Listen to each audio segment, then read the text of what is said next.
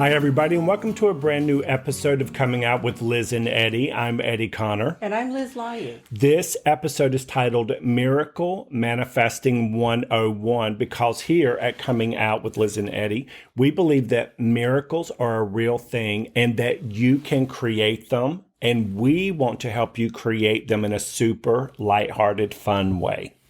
Which begs the question, Eddie, do you believe in miracles? And what about the law of attraction, aka manifesting? I do believe in miracles. Yeah? And I do believe we are perpetually manifesting all the time, whether we know we are or not. Yes, I am totally in agreement with you. And so what is a bona fide miracle? I think it's a change in perception from fear to love. Fear being a low frequency, love being a higher frequency. And it's about shifting your thoughts, your perspective, your attitude and emotions from a poverty place, lack of, into more of a wealth esteemable place where you feel good. And for us, wealth esteem isn't about money. No. It's not like a perpetual millionaire thing. That's just one thing. One energy is money. Yeah. Rich energy.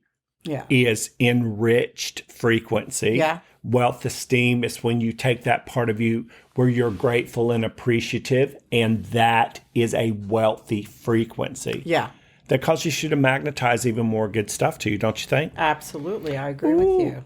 And so Liz is going to share a few of her deliberately created miracles, and I'm going to share a couple of my deliberately created miracles. Yes. We're going to keep the golden thread going through the show of exactly what a miracle is, how you can have fun playing with the energy of attracting to you what you do want instead of what you don't want. But we're going to start out the show with some things when we get to the manifesting part for you, the audience.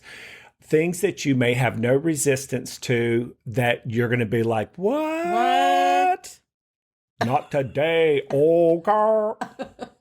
So, Liz, what are some of the miracles that you purposefully manifested? And then after you manifested, you're like, oh my gosh. Oh my God, it works. I think that I was in a situation, in an occupation where I wasn't very happy.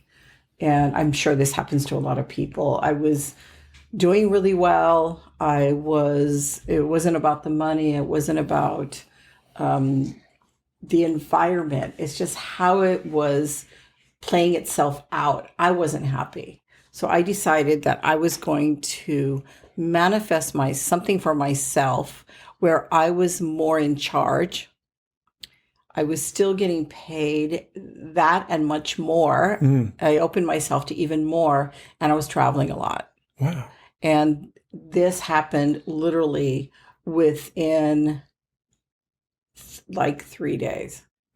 It's like it happened rather quickly because I was very focused and I wasn't judging my old position.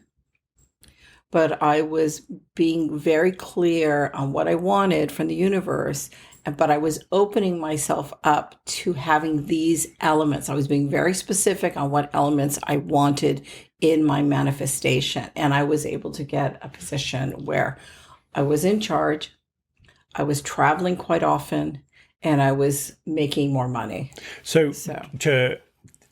I love this. So for the audience, let's take it a little bit deeper. So paint me a picture in just a couple of sentences of what you were doing before you had the desire to have more freedom, to travel more and be your own boss in control. What were you doing? What was I doing before? Yeah. I was doing what I always did, and which I was very successful, but I was doing I want to say like a 9-to-5 job, but it was more than that. Mm-hmm. And I was very successful at it. And I was working with people that I love to work with, a very creative environment. But there was still an element of unhappiness that I could feel, that I noticed in myself, that I was dissatisfied. So I had to think, what would I need in order to feel satisfied and bring it to the next level for myself, and to create for myself what I need. So I wrote down exactly what it is that this was giving to me, this situation. And then I wrote down what I felt was missing, and I could see it physically. So it's important to write it down, to see it physically.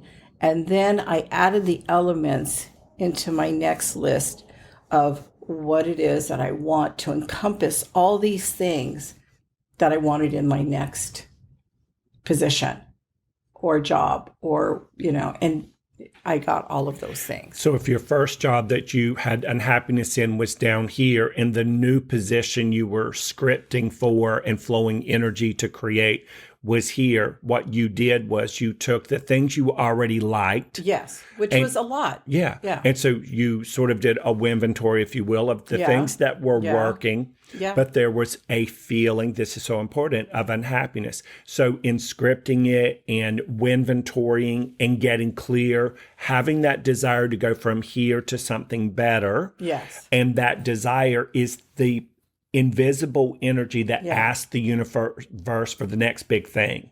And then you went from this isn't satisfying to these are the things that would be satisfying. This is not the control I want. This is the control I want. This is the happiness I desire. But I also, an important element is that you don't control how it comes to you. You have to allow the universe to present to you. It could come in many different ways, many different opportunities. Yeah. But because of free will and choice, you will choose which one that you want to go with. So you believe in miracles. I sure do. And you believe in manifesting. Yes, I do. And how frequently do you, let's say per week or per month now, do you get still and beef up your new desire from where you're at to where you want to be, how you feel now to how you really want to feel? I have to say that I do it pretty much I try to do it on a daily basis, but more than likely it's like on a weekly basis now. Like I check in with myself. It's really important for people to check in with themselves, check in with their energy, where they're at. And I think, we can bring up the pandemic, whatever, what's going on. A lot of people, it gives them an opportunity to reflect with themselves. Don't you agree? Yes. And so doing all of that, you have the opportunity and time to really sit with yourself and really feel, what is it that is not making it for me? What's missing the mark? We talk about our inventories and inventories. So what's missing the mark? What's not making it for you? What's making me not happy? But, also at the same time, what is making me happy? So you have to become like the observer, as I keep saying, and see yourself for who you are honestly and authentically. That's really critical. Yeah. Be authentic and be clear. You have to be able to literally look, like you're saying, at everything. If you can look at it from a place of awareness and non-judgmental. Well, the observer. The yes. observer. Yeah. Well, but the observer can still be negative. You're saying go up to the observer a neutral place. Yeah, the observer is non-judgmental. Really? Yes. Have you ever been in traffic? Yeah, no, the observer, no, I'm talking about the observer in my perspective is non-judgmental, because you're looking at yourself, you're looking at everything that's happening without judgment. And then you're literally just looking at it, not giving it a negative or a positive, but just seeing what's actually happening. That's the point of the observer. You're just looking and seeing what's happening. Girl, I just learned something. Yeah. And then, because you're the one who gives it the quality and the value. And the lack of. Exactly. But you're the one who gives it. You'll give it a positive or a negative. But if you're the observer, you're looking at it in a neutral form. And that's where the magic happens. And then you can begin to write it down. It gives you the opportunity to be authentic and honest in your observations, because there's no emotion attached to this. You're just writing. Yeah. I literally just learned something new because I've never heard that. Oh, yeah. And in 40 years of studying this, it's never heard very, it. Very important, And Sanaya says it, she just says it in a different way. And that is from the platform of awareness. We were talking off air yesterday about people right now humans now are more divided than I've ever seen them in 60 years. They're more divided. And so you have the group over here who's right, the group over here who's wrong. And if you pick either side, A, you're not observing. because now you picked a side. Once you pick one side, you cannot observe. You cannot be in a platform of awareness. You fall into the void. You fall into the no-win situation. And so if you pick the do-want or the don't-want side, then you're not being objective observing from a place of pure awareness. Because what is here, what is important, you want to withdraw your judgment. And that gives you the quality of the observer. Thank you, Fatima Abate. Fatima, because my mind is blown. and Father John.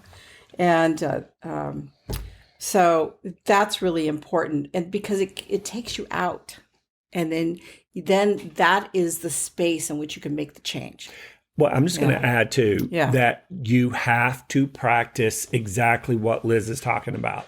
You don't just wake up and go, oh, I'm an observer. I am not attached to either side. You have to practice being in a place of awareness. Yeah. And I had to learn that with readings the first 20 years of doing readings. I knew I had to be up here to receive on behalf of the person here. But if the person was down here at this level and they're trying to get me to come down to this level, then I'm not being observant. No. I'm not aware. I'm not connected. My human ego starts to feel sorry for them. And if you start feeling sorry for somebody, you're contributing to that which they already feel bad about. So it takes a lot of practice. And it's easy once you do it. Well, once you do it, to play with being up here. Yeah, and again, talking about, it's like over again, but you become aware of your own energy. And there is an exercise I can give you to do. I know that I'm going a little off script, but it's something very simple and easy to become the observer. You just, every day, if you have a few minutes, 5 minutes, or once a week or once a day, just sit there with yourself and just feel your own energy. You can't do anything to attract something better in your life or even decide to allow something worse in your life, if that's what you choose, until you know what you are. You have to know who you are and what your energy is and what it feels like. That's really critical. It is. And I'm just going to piggyback on it. Yeah. Your stuff's going to come up. Yeah. And when your stuff comes up, let it be what it is. Do your inventory. Do your inventory. Do your sin-ventory. Do your shit-ventory. And pull your judgment. Yeah, exactly. Pull your judgment and say, there's this great quote somebody said. It's an affirmation, a quote, and I'm going to paraphrase it. And that is, please forgive me for the things my younger self did in order to survive.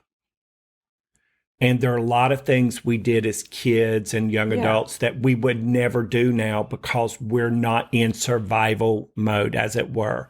And so when these things pop up, be gentle with yourself. Yeah. Be kind to yourself. Be the observer from a place of connection to source. Child, please, if you just tuned in, you're watching Coming Out with Liz and Eddie. I'm Eddie Conner. And I'm lizlayug. And this topic is all about Miracle Manifesting 101. And listen, I've been learning stuff left and right because Liz has been preaching. Some of the things I've manifested is... I was going to say... Oh my God, I'm so telepathic. Eddie, I was just going to ask you.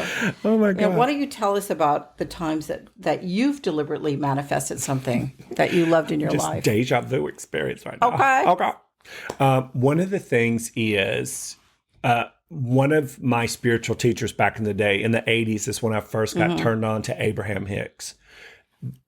One of my teachers. And one of the things Esther would say, Esther Hicks of Abraham Hicks and Jerry Hicks, who's up in spirit now, is she would say, you people only daydream up to your credit card limit. Oh, interesting. And she's like, the universe isn't looking at your credit card limit as the gauge for what you want us to bring you. And so, of course, most people start with, oh, I wanted a Lamborghini and an Aston Martin. And then that's what most humans do. And she's like, just dream a little bigger each day. Play with the energy a little more each day and stand in the end result as if it's already here. Oh, yeah. So I had just come out of my psychic closet, hence coming out with Liz and Eddie. And the only person that knew I was psychic, well, except for my mama, is my best friend, Tim. Yeah. And Tim had passed away, and I promised him I would pursue this spiritual path. And then I got turned on to Abraham, and I started, as soon as I heard this information, I knew that I already knew it. It was a past life bleed through. It was a soul awareness. It was a knowing. And I took to this like a fish to water. And then I started playing and practicing with how it would feel just starting out, because I wanted to leave corporate America. I was working 3 jobs. I was tired, but I was cute and thin. And But you didn't know it. No, I didn't know it. I know. I know it now. Yeah. And then, it doesn't matter what I thought then. But I was having so much fun with manifesting from a platform as if I was already living the end result. Yeah. And I did what Liz just spoke of. I was holding that energy for 5 and 10 minutes at a time. And I could especially hold that energy in my car when I was listening to music, pretending the quality of my life was different. So I was just starting out as an intuitive. I just stepped outside of the psychic closet and I wrote out, I want to create a guided meditation about dolphins and whales. I want at least $10,000. That was a lot of money to me. Yeah, yeah. $10,000 worth of free PR. And I want to be put in front of people that are automatically my audience that I don't consciously know to know about. That's tricky, isn't it? Well, no, because that was great, because then you didn't control how it was coming to you. You just put in the basic important elements that you wanted in your manifestation. And then pretended in my solar plexus and my heart mind how it would feel to already be there. Because I'd already done a lot of radio back in North Carolina. And listen, people, y'all young, cute people, you don't know what it's like to have a telephone book with everybody's phone number and address in it. Like it used to be back in the olden days. Yeah. And so I would do radio, and then people, because I lived in North Carolina, in the buckle of the Bible Belt, it won't pretty. And so people would call, you're going to burn in hell, and you're the son of Lucifer, and all of these horrible things. So that was the desire, the impetus to want to know who the audience would be. I didn't know what my brand was or anything. Yeah. Fast forward to, I played with this energy, wrote it out, pretended it, daydreamed it. I was acting as if for the sheer joy of it. Yeah. True story. Yeah. Within 2 weeks, someone steps into my home office from Virginia. I live in North Carolina. Did a reading. He said, if this comes true, I'm going to hook you up. And I was like, okay, have a nice trip back to Virginia. And a month later, he called me. He said, I got the job you predicted in Los Angeles. I start now. And why don't you come out in September and I'll put you on the radio, morning drive and evening drive. Wow. Just doing what you do. Yeah. Fast forward to, I was on the radio for 10 days. We literally, at one point, we bumped Dr. Drew and Adam Carolla on Love Lines. Wow. And it met Ryan Seacrest the first day. He almost got fired, honey. I'll tell you that story off air, okay? When we walked into Star 98.7. Okay. And long story short, within 10 days of playing with that energy as if my life were already here, I went from North Carolina to Los Angeles. I was put on the radio, well over $10,000 worth of free publicity. He said, you cannot come to LA and charge $75 an hour. You need to double it to pay for your travel time. So the price went from that to double, which thank God, because the cost of living here is double. And put me on the radio, $10,000 worth of free advertising. He put me literally in front of the audience that would not call and threaten to send me to hell. And within a month after that, I had done a guided meditation to commune with your dolphins and whale spirit I guides. love that. So it's playing with the energy. Listen, that's how we roll here on Coming Out with Liz and Eddie. Something comes out when you were talking is that you were willing to take a risk. I think that's important, is that, to our audience, that you be willing to take a risk to change, that you want to change, that you take that risk, that you allow yourself something that you don't know what's coming, but you're willing to give it the shot. That's really critical. And yeah, when you line up as much energy as I had, it never felt like a risk. It felt like the next logical step. Now, my left brain was like, child, what you going to be doing, you ass out there in Los Angeles? And then my inner being just knew that it knew this was the next logical step. But I think that when I say risk, because a lot of people, maybe they don't do the type of work that you do. So for them, it is a risk. Well, for them, it's like, okay, they're looking at their old lives and they're going, I know I'm dissatisfied here, but I want to make the change. And for them, I think that gives the energy of the risk. Whether you call it a risk or you call it enhancing your lifestyle, but you have to take this. My point is, you have to be the one to want to make the step. And here's where we say the same thing repeatedly. Over and over again. It was a risk, but it didn't feel like a risk because I'd lined the energy up. Yeah. You went from down here to up here because you lined the energy up, which would have been a risk had she not lined the energy up. Because one of the big things we do as people is we jump from the frying pan relationship into the fire relationship. That's true. We jump from the frying pan corporate America position to the fire corporate America. Yeah. We keep attracting different people with the same BS and their frequency that beautifully unconditionally matches our neuroses. Yeah, perfect example. It's like it's the same energy but different players. That's all. You see how we say the same thing? Right. We separated at Earth, okay? We were Siamese twins in our past lifetime, and we worked for Barnum and Bailey. Mm-hmm. Okay, so we want to help you. We want to play with miracle manifesting for you. Yeah. What is a miracle? It's a shift in perspective from poverty to prosperity. And manifesting, you do it 24/7, whether you do or not. Mm-hmm. And if you're one of those people who innocently think the same thoughts over and over, well, good luck with that. And if you're one of the people who listen to the show so that something better happens, you're a very smart person. Click like and subscribe. Okay. So here's how you can manifest miracles at home. Number one, establish a clear idea of what it is that you want to manifest.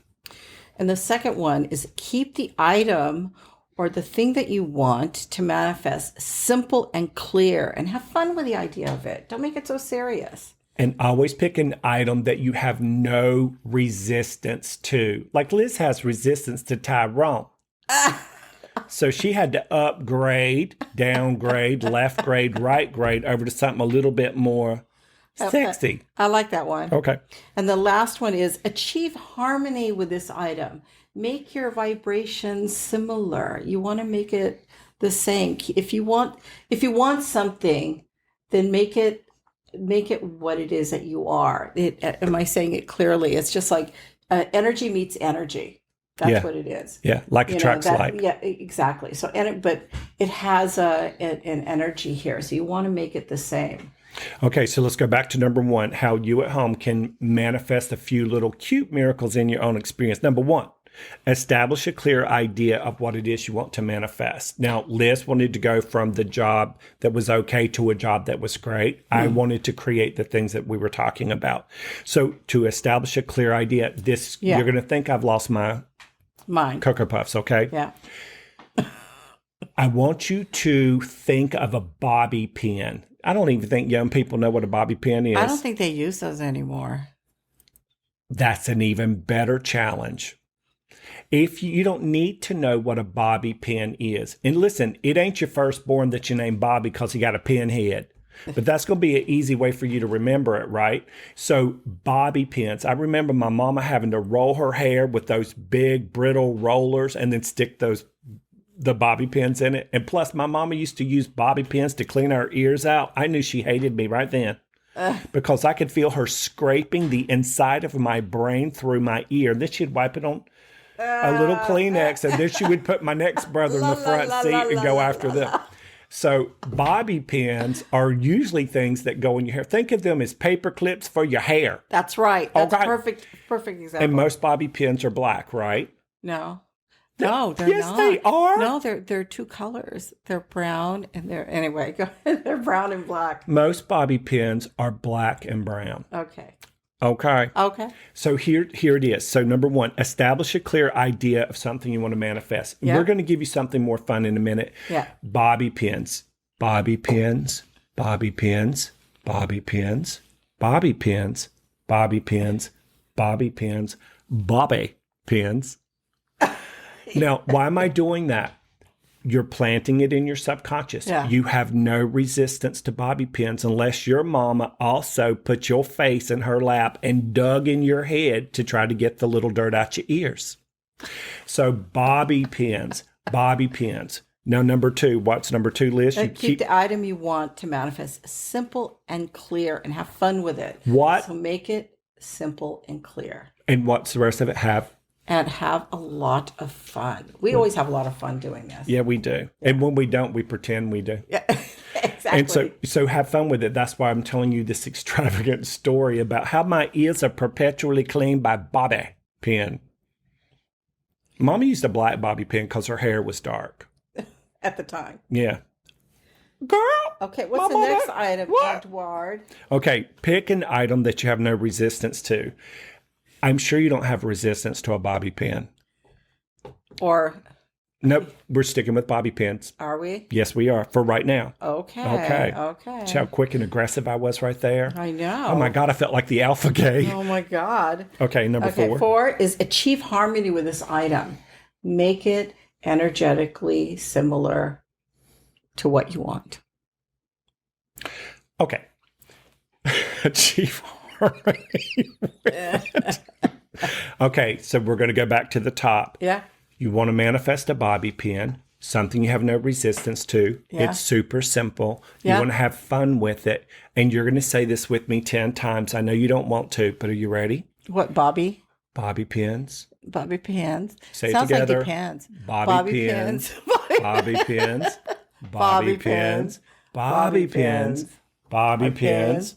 Bobby pins. Bobby pins. Bobby pins. Bobby pins. Bobby pins. And why are we playing this game? Listen, you're going to start seeing bobby pins. You're going to hear someone talk about bobby pins. If you're listening to Liz's side of that conversation, somebody wearing Depends will be wearing bobby pins. It happens. You could be if you manifest somebody buying Depends with bobby pins popping out their head, you need to write us immediately because this is about miracle manifesting 101. Right. Child, please.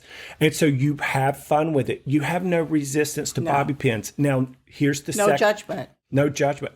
If you're an observer of the bobby pins, then your awareness is way up here and you're connected to source energy. And you could be the proud investor of bobby pins for the 21st century. That's right. Here's the thing. Now what's something else? Something simple, something that's less simple than a bobby pin, but fun and light, that when they see it, it's going to feel unique to them as well, but they feel like they're now manifesting faster.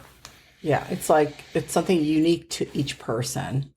So yeah, something simple like, a day off or a trip to the beach or, something like that, something simple. I was going to say a balloon. Well, see, I think it's, you're right. You have to attract something that doesn't threaten you or that you feel like you can do it, Well, you can totally manifest a day off and a day at the beach too. Yeah. But we're bridging. So let's do something super extravagant. Okay, so a trip around the world. Okay. Okay. On Richard Branson's rocket Yeah. with one of those bikini-clad supermodels he seems to like to ride on his back when he's jet skiing. Have you seen that video? No. Have you seen that picture? No. Have you seen that ad? No. Have you seen that girl? No. Do you see his face? No. He was a very happy person. He's so stupid. Yeah.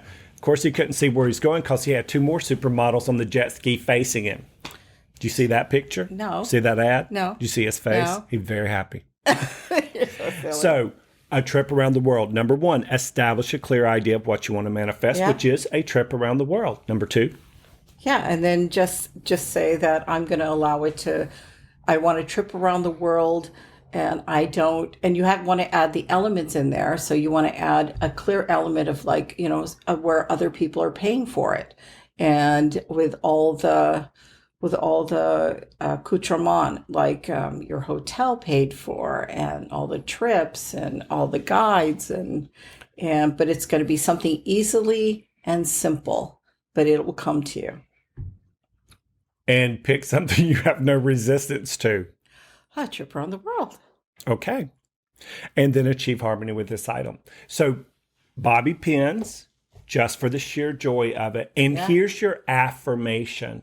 Universe, surprise my socks off with bobby pins from all kinds of resources and circumstances. Yeah. Because I want to play with the law of attraction.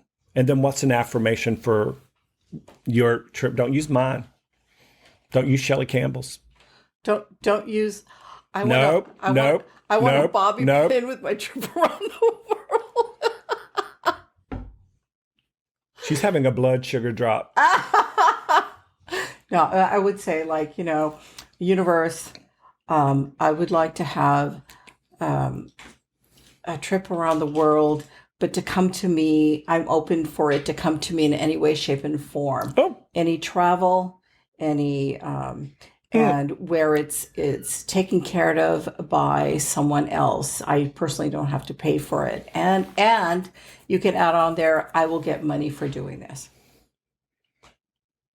Child, you're going to be sold into sex slavery. You're so silly. I want to go. I don't care how this trip comes to me. It's like, you better put on your depends. So I feel the essence of exotic locations. Oh, yeah. For the simple joy of feeling the locations. Yeah. So don't be upset if you get a postcard with Machu Picchu on it and that's the extent of your manifestation. Because you're going to attract to you and you want to be the observer and go, ooh, I need to clean up my sloppy vibration. Yeah. I need to fine tune it into some inventories. And if you're just tuning in, you are literally watching Coming Out with Liz and Eddie. I'm Eddie Conner. I'm lizlayug. This has been Miracle Manifesting 101. And our next episode is going to be all about a super simple goal setting method. So thanks for watching. And until we see you next time, please remember to keep your thoughts, your feelings, and frequencies high, fast, and pure so that you can unlock the universe within. Thanks, everybody. Thanks, everyone.